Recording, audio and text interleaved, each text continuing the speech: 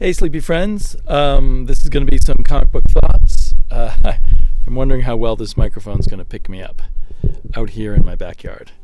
I've got 15 comics from last week that I'm going to do a little countdown on. Just my personal enjoyment of them, not deep critical thinking. But there's definitely a range from stuff I totally didn't like to stuff I really liked a lot. And quite a bit in between. And then I will also show you the comics I picked up this Wednesday, which is today as I film it. So ones that I presumably will get around to talking to in a little less than a week's time.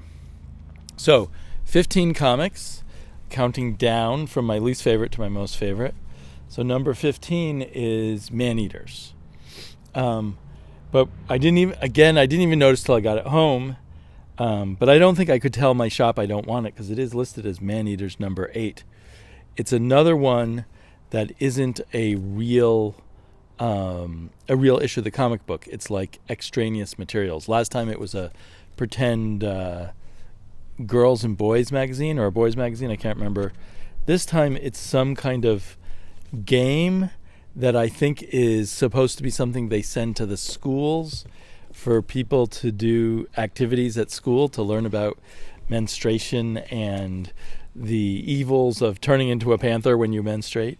So to me, I skimmed it. I did not read it, and I am now going to drop Man-Eaters. I can't keep having every few issues to pay for something that is not a comic book. How much did I pay? $3.99 for something I just don't even want to read.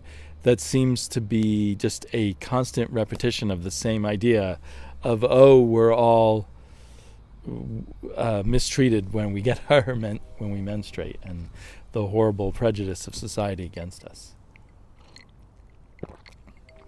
I did think about, as I was glancing, it's fairly cleverly written and everything. It's funny if you want something that's a guide for games you can play at school about menstruation, then there you go. It's amusing. There's Blood Sport, where kids dip tampons into buckets of blood and bring them to the center of the court. See how many times they can do that in 3 minutes. There's different characters that you play in this game. It's clever, but just repeating endlessly the themes of the story and not a comic book. If I were buying the trades, I'd be happy to have this at the back, I guess. Is this going to be in the trades, or is this just special for us single issue readers? And maybe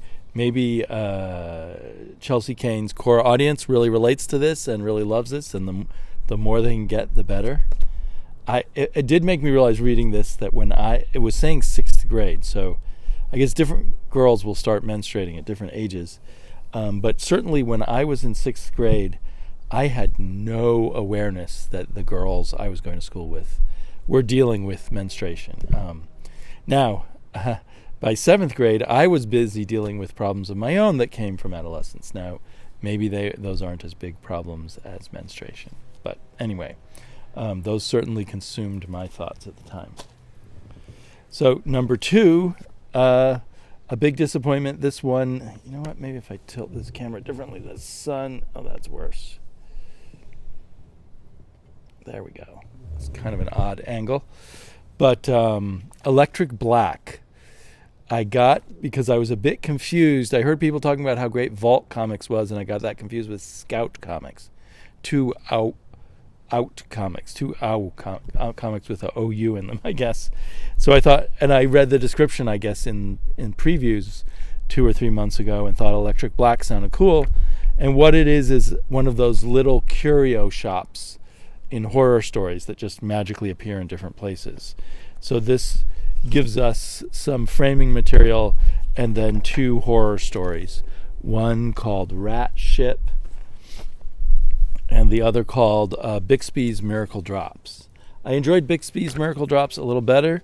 They were both, creepy short stories, but they weren't executed very well. The writing was okay. The art was particularly not good, at least to my taste. It seems like maybe Scout is publishing people in kind of at a pre-professional level, or maybe these guys would make better writers than artists. Here, for instance, it looks like they did kind of sketchy stuff and then hope to kind of fix it up in Photoshop with a few effects to make it look a little more is going on in the panels. So I'm also going to remove this from my pull list. It was a mistake. If I didn't have a lot of other comics to read, I guess I wouldn't mind, because I do like horror short stories. But the level of it and even the lettering, although I've seen worse lettering, the lettering needed to be better. The coloring needed to be better. The artwork was rudimentary. Maybe if the coloring and the lettering had been good, it might have made up for that. But then I did get a new Vault comic, which I've heard that most Vault comics are very good. This one's called The Queen of Bad Dreams. It's a great idea. It's some future or alternative world where creatures can come out of your dreams, and there are these inspector judges who decide whether the things that have come out of the dreams need to be sent back in the dreams, destroyed, or allowed to live in our real world. So that's really intriguing. But the writing was really muddled, in terms of the pacing of the story and the arranging of things and who the characters were. The art was, again, kind of not quite professional level. And I'm just not quite ready to spend my money on that kind of thing. Even though, like the cover's cool, and the cover for the next issue looked cool. And I like the idea. I would like to have supported this, but again, too many comics. Not enough here for me personally. Both of those kind of reminded me of the kind of comics that I've sometimes bought at conventions that people are self-publishing and selling at their tables. So that was Queen of Bad Dreams was number 13. Number 12 is Dial H for Hero. I'm also going to remove this from my pull list. There was some enjoyable stuff here. The art seemed, even though all the art's by the same person, the art seemed to fluctuate in quality. At times I really liked the art. At other times it seemed to get real sketchy and rushed looking. I didn't even feel, even though I fairly recently read the last Dial H for Hero, I had trouble connecting everything and where the characters were, in their journey from the last issue to this issue. And there were some fun little things, fun details, but overall just did not work for me. I do, in all the DC comics, I've suddenly decided I want to get Batman Last Night on Earth, because I just love that image of it from there. It does remind me a bit of Headlopper, where Headlopper's wandering around with holding a witch's head. Now Batman's wandering around holding the Joker's head. So in it at number 11, the last issue of Hardware, and I can now say, don't get the trade. Don't bother with Hardware, at least in my opinion. I enjoyed this story a little bit less with each issue. In the first few issues, it was kind of a fun adventure, like a action movie, and then it got very cliched feeling. And the final issue, it just kind of sits there, and on top of that, they kind of wrap it up and then say, to be continued. We don't know when we're going to continue this, but by the way, someone just says, the bad guy survived. Sorry for the spoiler, but it's not really a spoiler. There's no explanation. I won't explain the other aspects of it. There are some loose threads in terms of characterization and stuff like that. This world has not been very well explored after all. They just vaguely say Hardware will be back someday. And I guess maybe there was some Hardware issue a long time ago from Image, from Robert Kirkman, perhaps. It was now written by Andy Diggle. So, sorry to say that about that. Dark Red. I think I'm going to drop this. It was okay.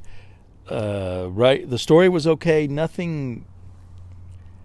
It's sort of I mean, it's a vampire story, it's a horror story, but plain vanilla in what's going on. It very familiar horror stuff, very familiar way the story is paced and told.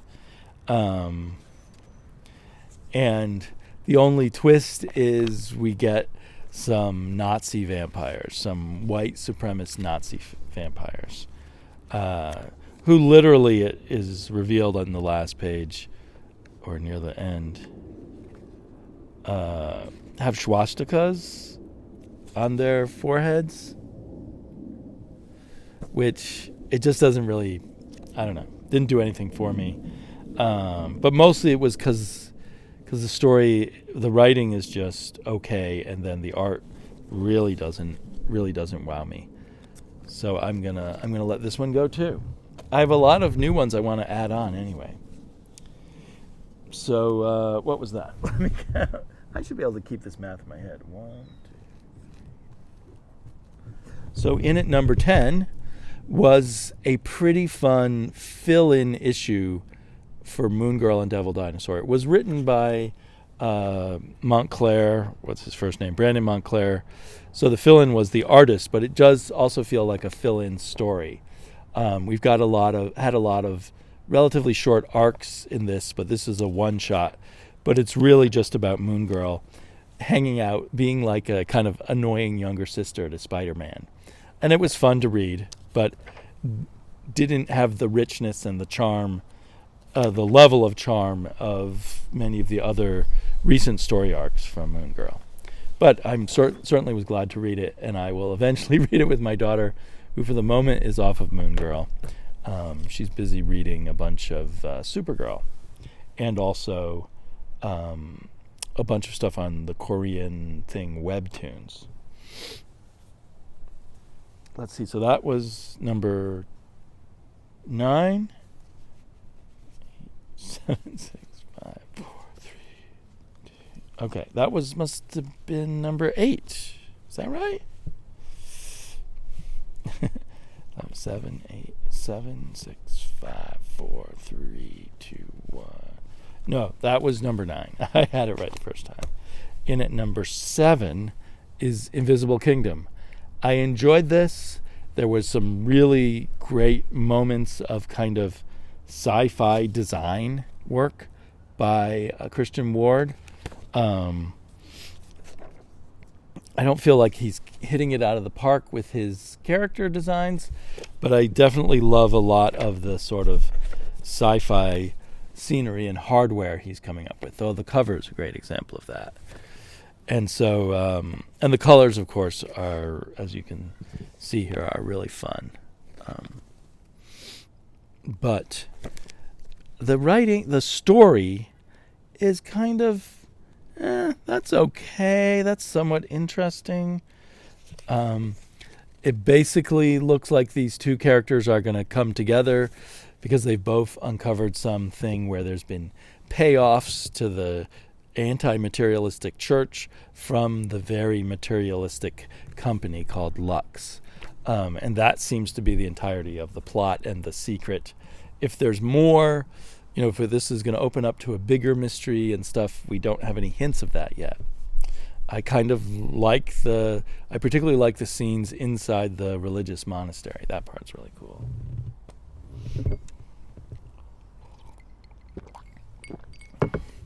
Next, in at number 7 was Incursion number 3. This is going to wrap up next issue. It's an enjoyable but highly grim, humorless story. So there's lots of cool touches. It's one of those things where everything seems hopeless, but they're going to wrap it up by next issue, so we'll see. So I'm enjoying it, but it's not as rich as some Valiant comics have been, some of the Valiant one-shots. Oh, here was a really good one. In at number 6. Yeah, in at number 6 is Doctor Strange number 13. This continues the story, which is done by Mark Waid and Barry Kitson. I think they're co-plotters, and then Barry Kitson is maybe doing breakdowns.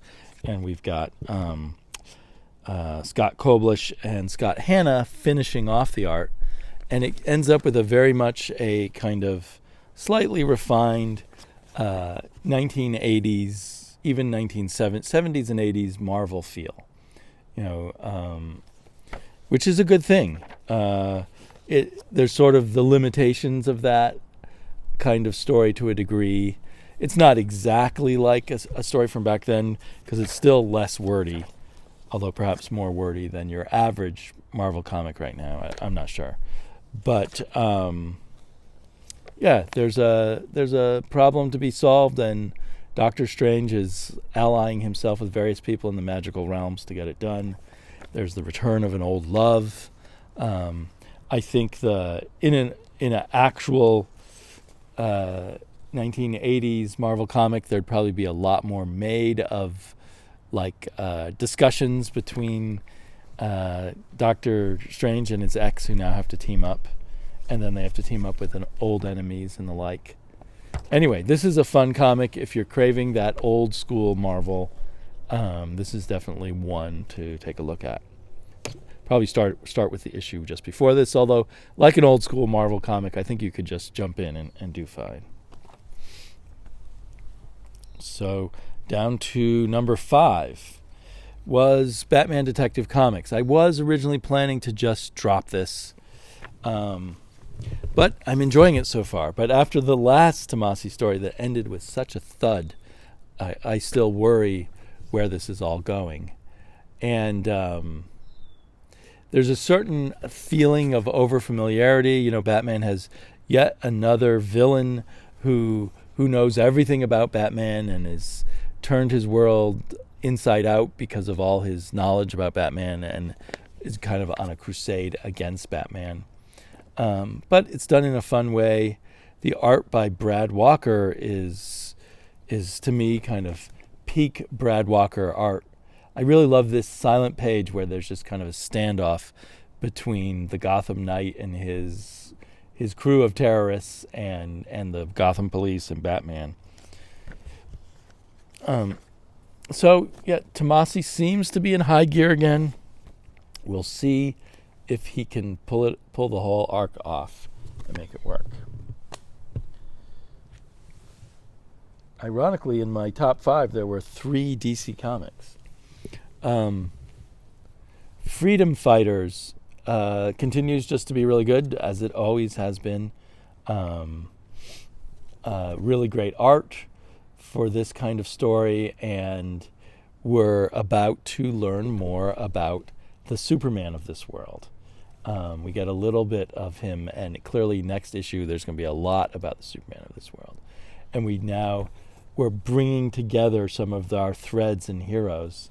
I do have to say we haven't seen much of that sort of Gestapo made up of endless clones of Plastic Man, evil clones of Plastic Man. I hope they come into play more because I really enjoyed their presence. And I really kind of enjoy the scenes with Adolf Hitler II too. So and his evil son. So I'm hoping there's more of that. Justice League Dark comes in at number 3 for me. This continues the story. I think we're drawing deeper into the point where it's going to be more action. So I kind of missed some of the characterization. This has been a very characterization-heavy book, despite its huge cast of characters. And there's still some of that. And there's some very creative stuff with some of these. I forget what they're called. They're creatures who've come to eat magic, I believe. There was the Upside Down Man before, and now we get this. Who are they calling this guy? They give him a name. Oh well, doesn't really matter. But really cool, imaginative stuff in this black magic kind of way. There's even moments where it reminds me a bit of some good Clive Barker stories I've read.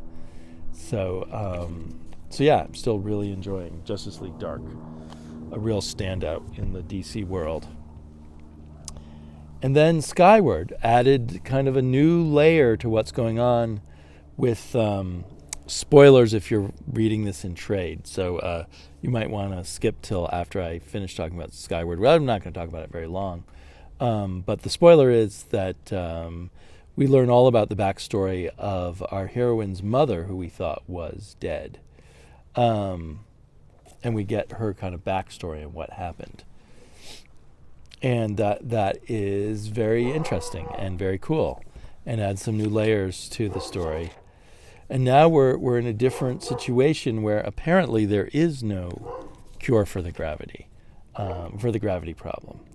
But I wonder how long that will last.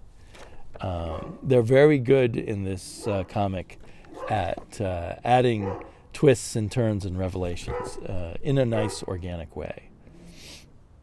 And we even get a glimpse at the dog from real life that the dog in the story is based upon.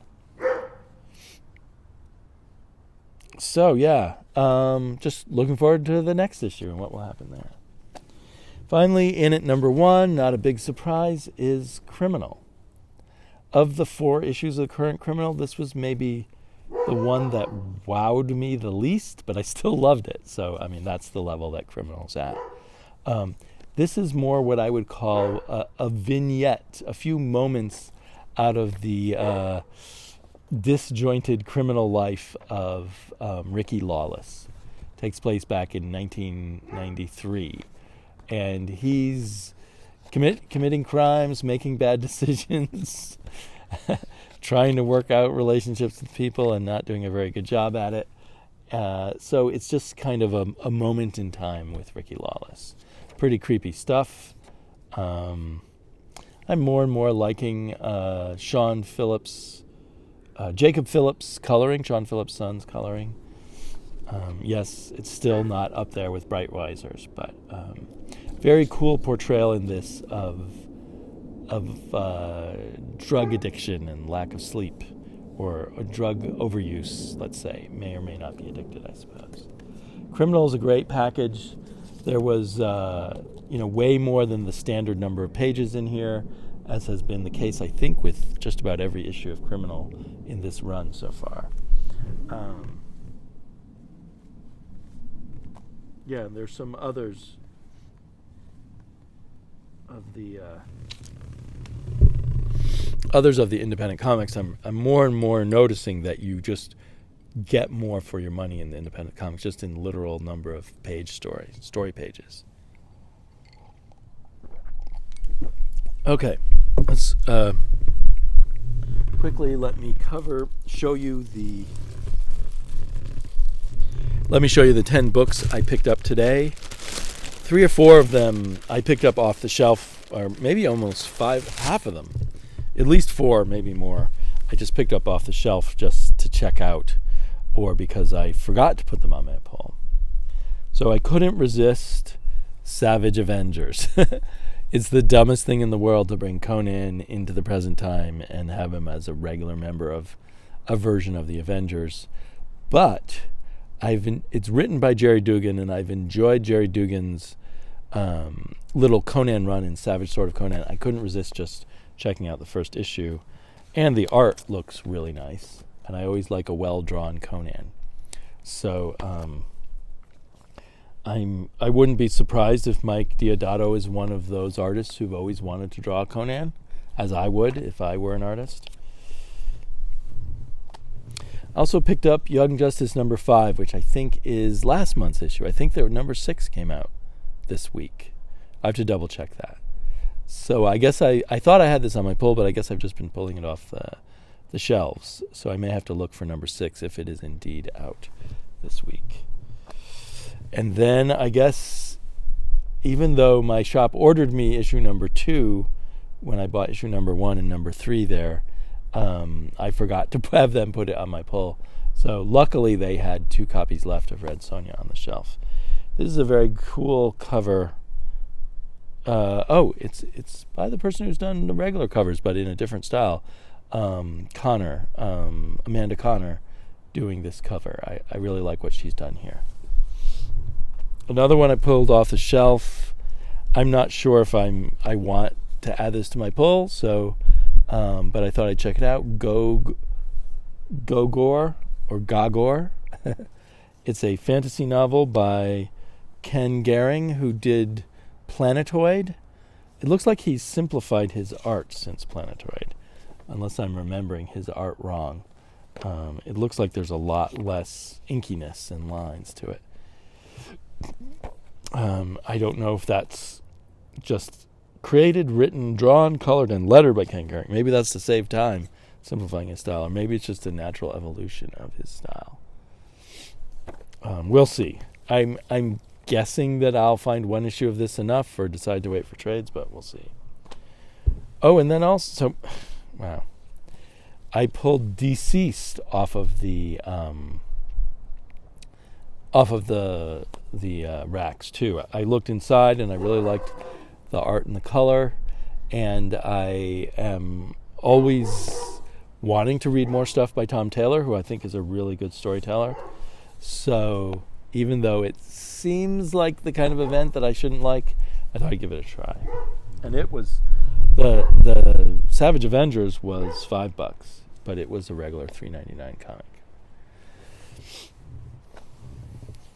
Okay, now things that were actually on my pull. Beast of Burden is a two-parter story, which brings Jill Thompson back onto Beast of Burden. I really liked. Now I can't remember his name. I know his name so well. Ben something, who did the art on the last arc, and I thought he was really good. But I guess it's good that Jill Thompson, the original artist, is back. And I got Black Hammer 45, number 3. I'm looking forward to reading the story, not really looking forward to looking at the art. Self-Made number 6, which I think is the final issue of Self-Made. I've really been enjoying this a lot. Closing in on that end of this final arc, I think after this we may just have 2 more issues of Paper Girls. I'm both sad and pleased that it's coming to an end. I feel like it needed to come to an end. Maybe it could have come to an end after 20 issues or something, had they had a way to wrap it up. But anyway, this will be good, coming in at around 30 issues. Always a satisfying comic book. And finally, more Grant Morrison Green Lantern weirdness. If nothing, some issues I've liked the writing more than other issues. I've always liked the art of Liam Sharp. As long as he's on here, I'll just have to stick with it. I think maybe he's leaving or taking a break. If he is, who will the next artist be, and will Grant Morrison's writing hold everything together? But so far, so good. Maybe Sharp is coloring this one, because there's no colors mentioned on the cover. Can't see the credits in here. Probably on the last page. Yep, artist and colorist. So that's interesting, because I think previously we had some fairly big name colorist working on this. Okay, well, thanks for hanging out with me, and I'll be back, 3, 4, 5 days from now. Talk to y'all later.